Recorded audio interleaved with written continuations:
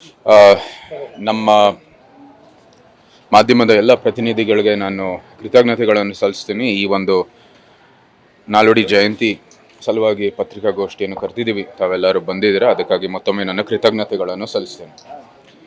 ಎಲ್ಲರಿಗೂ ಗೊತ್ತಿರೋ ಹಾಗೆ 4ನೇ ತಾರೀಕು ಶ್ರೀಮನ್ ಮಹಾರಾಜ ನಾಲ್ವಡಿ ಕೃಷ್ಣರಾಜ ಒಡೆಯರ್ ಅವರ ಜಯಂತಿ. ಈ ಹಿನ್ನೆಲೆಯಲ್ಲಿ ನಾವು ಅನೇಕ ಕಾರ್ಯಕ್ರಮಗಳನ್ನು ಏರ್ಪಡಿಸಿದ್ದೀವಿ. ಅದು ಸರ್ಕಾರಿ ಕಾರ್ಯಕ್ರಮನೂ ಕೂಡ ನಡೆಯುತ್ತೆ, ಅದರಲ್ಲೂ ಕೂಡ ನಾವು ಭಾಗವಹಿಸ್ತೀವಿ. ಆದರೆ ಅದರ ಜೊತೆಗೆ ಈ ದಿನ ನಾಲ್ವಡಿಯಂತೆ ಏನು ಸೇವೆಯನ್ನು ಮಾಡಬೇಕಾಗಿರೋದು ಅತ್ಯಂತ ಒಂದು ಅವಶ್ಯಕತೆ ಇದೆ ಅಂತ ನಮ್ಮ ಭಾವನೆ. ಆ ನಿಟ್ಟಿನಲ್ಲಿ ಬೆಳಗ್ಗೆಯಿಂದನೂ ಕೂಡ ಸೇವೆಯ ದೃಷ್ಟಿಯಲ್ಲಿ ಅನೇಕ ಕಾರ್ಯಕ್ರಮಗಳನ್ನು ಏರ್ಪಡಿಸಿದ್ದೀವಿ. ಒಂದು, ನಮ್ಮ ಮೈಸೂರು ಅರಮನೆಯಲ್ಲೇ ಈ ಏನು ಪ್ಲಾಸ್ಟಿಕ್ಕಿನ ಕಸ ಇದೆ ಅದರ ವಿಲೇವಾರಿಗೋಸ್ಕರ ಮತ್ತು ಅದರದ್ದು ಕೂಡ ಕಮ್ಮಿ ಮಾಡೋದಕ್ಕೋಸ್ಕರ ಬಿಸ್ಲರಿ ಅವ್ರ ಜೊತೆಗೆ ಒಂದು ಕಾರ್ಯಕ್ರಮವನ್ನು ಸೃಷ್ಟಿ ಮಾಡಿದ್ದೀವಿ. ಅದು ಅರಮನೆಯಲ್ಲೇ ನಡೆಯುತ್ತೆ. ಮತ್ತು ನಂತರ ನಮ್ಮ ಬಹುಶಃ ಚೆಲುವಾಂಬ ಪಾರ್ಕು ಅಥವಾ MCC ಗುರುತಿಸಿರುವಂಥದ್ದು ಪಾರ್ಕದಲ್ಲಿ ಕೆಲವು ಬೆಂಚ್ಗಳು, ಅಂದರೆ ರೀಸೈಕಲ್ಡ್ ಪ್ಲಾಸ್ಟಿಕ್ಕಿಂದಾನೇ ಸೃಷ್ಟಿಯಾಗಿರುವಂಥದ್ದು ಕೆಲವು ಬೆಂಚ್ಗಳನ್ನು ನಾವು ಆ ಪಾರ್ಕಲ್ಲಿ ನಾವು ಹಾಕ್ತೀವಿ. ಅದ್ರ ಜೊತೆಗೆ ನಮಗೆ ಈ ಸೇವೆಯ ದಿನ ಅಂದರೆ ನಾಲ್ವಡಿ ಅವರು ಎಲ್ಲರೂ ಸ್ಮರಣೆ ಮಾಡೋದು ಅಂದರೆ ಒಂದು ರೀತಿ ಅನ್ನದಾತರು ಆಗಿರತಕ್ಕಂಥದ್ದು. ಆ ನಿಟ್ಟಿನಲ್ಲಿ ಸುಮಾರು 3,000-3,500 ಈ ಬಹುಶಃ 1 ತಿಂಗಳದ ಒಂದು ದಿನಸಿ ವಸ್ತುಗಳನ್ನು ನಾವು ನಮ್ಮ ಪೌರ ಕಾರ್ಮಿಕರಿಗೆ ನೀಡ್ತಾ ಇದ್ದೀವಿ. ಅವರೇ ನಮ್ಮ ಮೈಸೂರಿನ ಸ್ವಚ್ಛತೆಗಾಗಿ, ನಮ್ಮ ಸ್ಯಾನಿಟೇಷನ್ಗೋಸ್ಕರ ಭಾಳಷ್ಟು ಶ್ರಮವನ್ನು ಪ್ರತಿ ವರ್ಷವೂ ಮಾಡ್ತಾರೆ. ಆ ನಿಟ್ಟಿನಲ್ಲಿ ಈ 1 ತಿಂಗಳು ಆದರೂ ಅವ್ರಿಗೆ ಒಂದು ಏನು ವೆಚ್ಚ ಇದೆ ಅದನ್ನ ಕಡಿಮೆ ಮಾಡೋ ದೃಷ್ಟಿಯಲ್ಲಿ ಈ ಒಂದು 20 kg ವಸ್ತುಗಳನ್ನು ನಾವು ನೀಡ್ತಾ ಇದ್ವಿ. ಇದ್ರ ಜೊತೆಗೆ ಅನೇಕ ಕಾರ್ಯಕ್ರಮ ಪೂರ್ತಿ ದಿನ ನಡೀತಾ ಇರುತ್ತೆ, ಸಾಂಸ್ಕೃತಿಕ ಕಾರ್ಯಕ್ರಮಗಳು ಮತ್ತು ಸರ್ಕಾರದ ಕಾರ್ಯಕ್ರಮನೂ ಕೂಡ ಎಲ್ಲದರಲ್ಲೂ ಭಾಗಿಯಾಗಬೇಕಾಗಿದೆ. ಇದು ಪಕ್ಷಾತೀತವಾಗಿ, ಜಾತ್ಯತೀತವಾಗಿ, ಧರ್ಮಾತೀತವಾಗಿ ಬರೀ ನಾಲ್ವಡಿ ಅವರ ನೆನಪಿನಲ್ಲಿ ನಡೀತಾರೆ. ಮುಖ್ಯ ಅತಿಥಿಗಳು ಇಲ್ಲ, ಈ ಒಂದು ವಿತರಣೆಯಲ್ಲಿ ಇದು ಸಾಮಾನ್ಯ ಮುಖ್ಯ ಅತಿಥಿನೇ ನಮ್ಮ ಪೌರ ಕಾರ್ಮಿಕರು, ಅವ್ರಿಗೋಸ್ಕರನೇ ಮಾಡ್ತಾ ಇರೋದು, ಅವರೇ ಮುಖ್ಯ ಅತಿಥಿಗಳು. ಇದು ಹೊರತುಪಡಿಸಿ ಸರ್ ಏನಾದರೂ ಬೇರೆ ಕಾರ್ಯಕ್ರಮಗಳು ಸರ್ಕಾರ ಅದೇನೋ ಕಾರ್ಯಕ್ರಮ ಮಾಡ್ತಾ ಇದ್ದಾರೆ ಈ ವರ್ಷ, ಭಾಳ ಸಂತೋಷ. ನಮ್ಮ ಅರಸು ಸಂಘದಿಂದ ಪ್ರತಿ ವರ್ಷವೂ ಅವರು ಕಾರ್ಯಕ್ರಮ ನಡೆಸ್ತಾರೆ, ಅದರಲ್ಲೂ ಕೂಡ ನಾವು ಭಾಗಿಯಾಗಿರ್ತೀವಿ. ಮಹಾರಾಜರ ಒಂದು ಪ್ರತಿಮೆಗೆ ಒಂದು ಮಾಲಾರ್ಪಣೆ ನಂತರ ಒಂದು ಮೆರವಣಿಗೆಯನ್ನು ಕೂಡ ಏರ್ಪಡಿಸಿದ್ದಾರೆ. ಎಲ್ಲ ಕಾರ್ಯಕ್ರಮಗಳನ್ನು ಭಾಗಿಯಾಗ್ತೀವಿ. ಸರ್, ಪ್ರತಿಮೆಯನ್ನು ಕಾಣಿಕೆ ಐತೆ ಸರ್, ಮೊನ್ನೆ ಯಾರೋ ಒಬ್ರು ಪ್ರತಿಮೆ ಮೇಲೆ ಹತ್ತಿ ಅದನ್ನ ಸಭೆಯಾಗಿ ಒಂದು ಕೆಲಸಕ್ಕೆ ಮುಂದಾದ್ರು, ರಕ್ಷಣೆ ಇಲ್ಲ ಅಂತ ಹೇಳಿ ಒಂದಷ್ಟು ಅರಸು ಜನಾಂಗದವರು ಕೂಡ ಪ್ರತಿಭಟನೆ ಮಾಡ್ತಿದ್ರು. ಏಕೆ ಸರ್ ರಕ್ಷಣೆ ಕೊಡ್ಲಿಕ್ಕೆ ಆಗ್ತಿಲ್ಲ?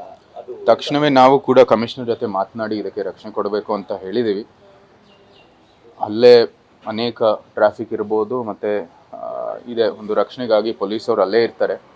ಸದಾ ಇದ ಒಂದು ಗಮನದಲ್ಲಿ ಇಟ್ಕೋಬೇಕಾಗಿದೆ. ಮತ್ತು ಇಂಥ ಒಂದು ನಡವಳಿಕೆ ಎಲ್ಲರ ಗಮನಕ್ಕೂ ಬಂದಿದೆ, ಸುತ್ತಲೂ ಕೂಡ ಅಲ್ಲಿರುವಂಥದ್ದು ಸ್ಥಳೀಯ ಪೊಲೀಸರು ತಕ್ಷಣವೇ ಅದಕ್ಕೆ ಕ್ರಮ ತಗೋಬೇಕಾಗಿದೆ. ಇದರಲ್ಲಿ ಏನು ಹೈಯರ್ ಅಪ್ಸ್ಗೆ ಹೋಗ್ಬಿಟ್ಟು ನೀವೇನು ಸಲಹೆ ತಗೋ ಅವಶ್ಯಕತೆ ಇಲ್ಲ. ತಕ್ಷಣವೇ ನೀವು ಕ್ರಮ ತಗೊಂಡು ಆ ವ್ಯಕ್ತಿ ಏನೇ ಇರಲಿ, ಒಂದು ಬಹುಶಃ ಅವ್ರಿಗೆ ಏನೋ ಒಂದು ಮೆಂಟ್ಲಿ ಏನೋ ಸಮಸ್ಯೆ ಇರ್ಬೋದು, ಇರದೇ ಇರಲಿ, ಬಟ್ ತಕ್ಷಣವೇ ಆ ಒಂದು ಜಾಗದಿಂದ ಅವ್ರಿಗೆ ಆಚೆಗೆ ತಗೊಂಡು ಹೋಗ್ಬೋದಾಗಿತ್ತು. ಈ ನಿಟ್ಟಿನಲ್ಲಿ ಅವ್ರು ಹೇಳಿದ್ದೀವಿ ಕಮಿಷನರ್ಗೂ ಕೂಡ. ತಕ್ಷಣವೇ ಬರೀ ನಾಲ್ವಡಿ ಅವರ ಪ್ರತಿಮೆ ಅಲ್ಲ, ಅನೇಕ ಭಾರತದ ಇತಿಹಾಸದ ಪ್ರಮುಖರ ಪ್ರತಿಮೆ ಅಲ್ಲೇ ಸುತ್ತಮುತ್ತ ಇದ್ದಾವೆ. ಇದು ಬರೀ ನಾಲ್ವಡಿ ಅವ್ರಿಗೋಸ್ಕರ ಅನೇಕ ಪ್ರತಿಮೆಗೂ ಕೂಡ ಆಗುವಂಥದ್ದು ಇಂಥ ಒಂದು ಕೃತ್ಯ. ಸೊ ಈ ನಿಟ್ಟಿನಲ್ಲಿ ಅಲ್ಲಿ ರಕ್ಷಣೆ ಕೊಡಬೇಕಾಗಿದೆ. ಇಂಥ ಒಂದು ಕೃತ್ಯ ನಡೆದರೆ ತಕ್ಷಣವೇ ನೀವು ಕ್ರಮ ತಗೊಂಡು ವ್ಯಕ್ತಿನ ಅಲ್ಲಿಂದ ಆಚೆಗೆ ತೆಗೀರಿ ಅಂತ ನಾನು ಹೇಳಿರೋದು. ಬಿಗಿ ಪೊಲೀಸ್ ಬಂದೋಬಸ್ತನ್ನ ನಿಯೋಜಿಸಬೇಕು ಅಂತ ನೋಡಿ, ಬಿಗಿ ಅಂತ ಸಂಪೂರ್ಣವಾಗಿ ಇದು ಪೊಲೀಸ್ ಮೇಲೇನೂ ಕೂಡ ನಾನು ಏನು ಆರೋಪ ಮಾಡೋದಿಲ್ಲ. ಯಾಕಂದರೆ ಇಂಥ ಒಂದೊಂದು ಸನ್ನಿವೇಶ ಮೇಲೆ ಅದು ಅವಲಂಬಿಸ್ತದೆ. ಈ ವ್ಯಕ್ತಿನೂ ಕೂಡ ಏನೋ ಒಂದು ಮೆಂಟಲ್ ಸಮಸ್ಯೆ ಇತ್ತು, ಮತ್ತು ಅವರು ಕೂಡ ಒಂದು ಏನೋ ಒಂದು ನಶೆಯಲ್ಲಿ ಇದ್ದಿದ್ರು ಅಂತ ಒಂದು ವರದಿ ಬಂದಿದೆ. ಸೊ ಈ ನಿಟ್ಟಿನಲ್ಲಿ ಬಹುಶಃ ಇದು ಆ ಕೃತ್ಯ ಆಗಿದೆ, ಆದರೂ ಕೂಡ ತಕ್ಷಣವೇ ಅವರು ಕ್ರಮ ತಗೋಬೇಕಾಗಿದೆ. ಅರ್ಧ ಗಂಟೆ ಆ ವ್ಯಕ್ತಿ ಅಲ್ಲೇ ಇದ್ದು ಏನೇನೋ ಮಾಡಿರೋದು ಅದು ಖಂಡನೀಯ. ಅದು ತಕ್ಷಣವೇ ಅವ್ರು ತೆಗಿಬೇಕಾಗಿತ್ತು, ತಕ್ಷಣವೇ ಅವ್ರು ಪ್ರತಿಕ್ರಿಯೆ ಕೊಡಬೇಕಾಗಿತ್ತು. ಇದು 2-3 ಸತಿ ಆಗಿದೆ. ಬರೀ ಕತ್ತಿ ಅಲ್ಲ, ಅವ್ರ ಪೇಟದ ಮೇಲೆ ಇರುವಂಥದ್ದು ಏನು ಒಂದು ಇದು ಪೇಟದ್ದು ಕೂಡ ಒಂದು ಡ್ಯಾಮೇಜ್ ಆಗಿತ್ತು.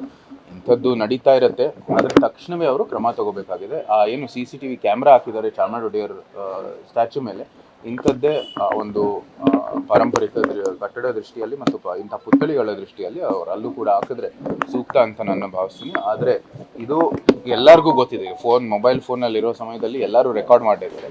ಇಂಥ ಒಂದು ಕೃತ್ಯ ನಡೀತಾರೆ, ತಕ್ಷಣವೇ ಅವರು ಕ್ರಮ ತಗೊಂಡು ಆ ವ್ಯಕ್ತಿ ಅಲ್ಲಿಂದ ತೆಗಿಬೋದಾಗಿತ್ತು.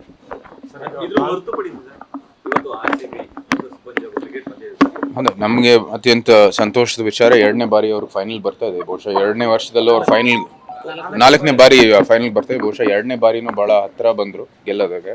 ಬಹುಶಃ ಇವತ್ತು ಪಂಜಾಬ್ ಜೊತೆ ನಡೀತಾ ಇರುವಂಥದ್ದು ಏನು ಪಂದ್ಯಾವಳಿ ಇದೆ ಅದರಲ್ಲಿ ಯಶಸ್ಸಾಗುತ್ತೆ ಅಂತ ನಾವೆಲ್ಲರೂ ಪ್ರಾರ್ಥಿಸುತ್ತೇವೆ. ಹಾಂ, ನೀವು ನೋಡ್ತೀರಾ ಸರ್? ಸಮಯ ಸಿಕ್ತರೆ ನಮ್ಮ ಮ್ಯಾಚ್ಗಳು ನೋಡ್ತೀನಿ. ಸಾಮಾನ್ಯವಾಗಿ RCB ಮ್ಯಾಚ್ಗಳೆಲ್ಲ ನೋಡಿದ್ದೀನಿ. ಈ ಸತಿ ಒಂದು ಒಳ್ಳೆ ಚಾನ್ಸ್ ಇದೆ. ಒಂದು ವಿರಾಟ್ ಕೊಹ್ಲಿ ಅವರು ಇದ್ದಾರೆ, ಬಟ್ ಇದು ಇಟ್ಸ್ ಅ ಟೀಮ್ ಸ್ಪೋರ್ಟ್. ಒಳ್ಳೆ ಇಡೀ ತಂಡವೇ ಒಳ್ಳೆಯದು ಒಂದು ಪಂದ್ಯಾವಳಿಯನ್ನು ಅವರು ಮುಂದುವರಿದಿದ್ರೆ ನಾವು ಯಶಸ್ಸಾಗ್ತೀವಿ. ಸರ್, ಈಗ ಕಾಂಕೋರ್ ಎಕ್ಸೈಸ್ ಪರ್ಮಿಷನ್ ಸಿಕ್ಕಿಲ್ಲ, ಪ್ರಾಬ್ಲಮ್ ಆಗ್ತಿದೆ ಅಂತ ಹೇಳ್ತಾರೆ. So no investors are coming. So coming to your notice are any? ನನ್ನ ಗಮನಕ್ಕೆ ಯಾರು ಏನು ತಂದಿಲ್ಲ, ಆದರೆ ತಕ್ಷಣ ಅವ್ರು ತೊಗೊಂಡು ಬಂದರೆ ನಾನು ಕೂಡ ನಮ್ಮ ಕಡೆಯಿಂದ ಕೇಂದ್ರ ಸರ್ಕಾರದ ಅಡಿಯಲ್ಲಿ ಏನು ಕ್ರಮ ತಗೋಬೇಕಾಗಿದೆ ಅದು ನಾನು ಪರಿಗಣಿಸ್ತೀನಿ.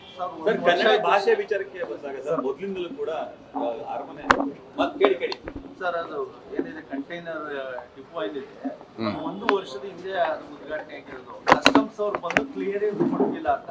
ಕಸ್ಟಮ್ಸ್ ಅವರು ಕ್ಲಿಯರೆನ್ಸ್ ಕೊಟ್ಟರೆ ಇಲ್ಲಿಂದ ಇಂಪೋರ್ಟ್ ಎಕ್ಸ್ಪೋರ್ಟ್ ಆಗ್ತದೆ. ಆದರೆ ತಕ್ಷಣವೇ ನೋಡಿಸ್ತೀನಿ. ನಮ್ಮ ಕಾರ್ಯಾಲಯ ಗಮನಕ್ಕೆ ಬಂದಿದ್ರೆ, ಇವಾಗ ನಿಮ್ಮ ಮೂಲಕ ನಮ್ಮ ಗಮನಕ್ಕೆ ಬಂದಿದೆ, ತಕ್ಷಣವೇ ನಾನು ನೋಡಿಸ್ತೀನಿ ಏನು ಕ್ರಮ ತಗೋಬೋದು. ಸರ್, ಕನ್ನಡ ನಾಡು ನುಡಿ ವಿಚಾರಕ್ಕೆ ಬಂದಾಗ ಸರ್, ರಾಜಮನೆತನ ಮೊದಲಿಂದಲೂ ಕೂಡ ಕನ್ನಡ ಪರ ಸರ್, ರಾಜಶ್ರೀ ಅವರು ಕೂಡ ಕನ್ನಡ ಸಂಘಟನೆಗಳಲ್ಲಿ ಭಾಗಿಯಾಗ್ತಿದ್ರು. ಬಟ್ ಈಗ ಕಮಲ ಹಾಸನ್ ಅವರು ಹೇಳಿದ್ದಾರೆ, ಅದಾಗಲೇ ಖಂಡಿಸಿದ್ದೀವಿ. ಏನು ಇದು ಕನ್ನಡ ನಮ್ಮ ನಾಡದಲ್ಲೇ ಉದ್ಭವ ಆಗಿರ್ತಕ್ಕಂಥದ್ದು ಭಾಳ ಸ್ಪಷ್ಟ. ಹೌದು, ಯಾವ ರೀತಿ ಒಂದು ನದಿಗೆ ಮಳೆ ನೀರಲ್ಲೇ ತುಂಬುತ್ತೆ, ಅನೇಕ ಭಾಷೆಗಳು ಇದ್ರ ಮೇಲೆ ಪ್ರಭಾವ ಇರುತ್ತೆ. ಅದು ಎಲ್ಲ ಭಾಷೆಗಳಿಗೂ ಸಹ ಅದು ಇರ್ತಕ್ಕಂಥ ಪ್ರಭಾವ.